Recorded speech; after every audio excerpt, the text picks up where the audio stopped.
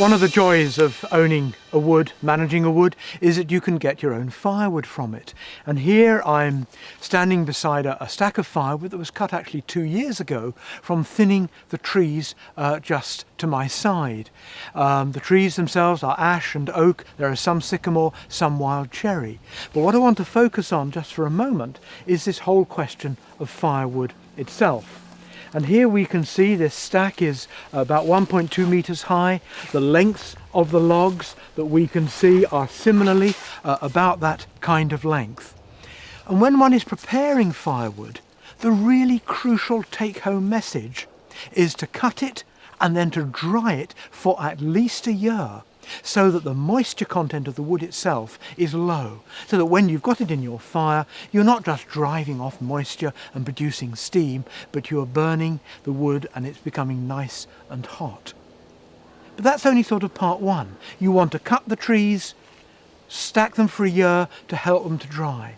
But importantly, you also want to cut the logs to the right sort of length. And I'll show you the kind of trestle that we use. And you can see that we've got 3 parts to it, so that when the log is there to be cut, we can cut them conveniently into the right lengths for the grate.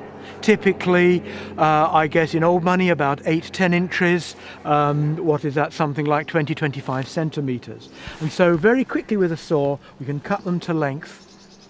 And then if you can, you want to split them and then store them for many more months, cut and split before you start burning them.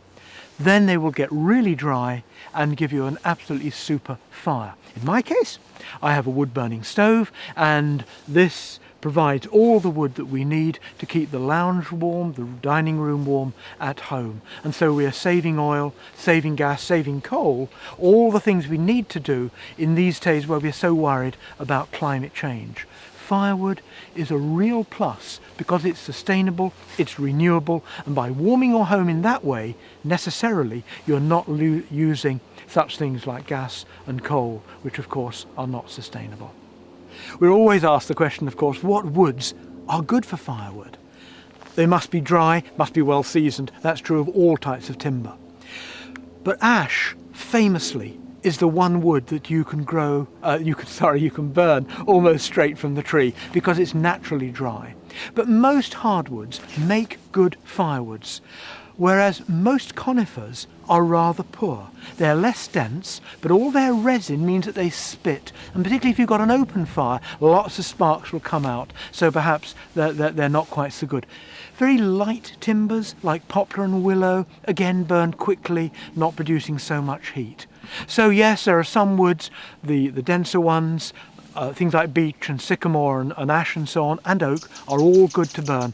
But really the key thing is worry less about the kind of species, but more that your wood is really, really dry. Now here in my own woodland, we're standing next to a ride, and it's nicely cut.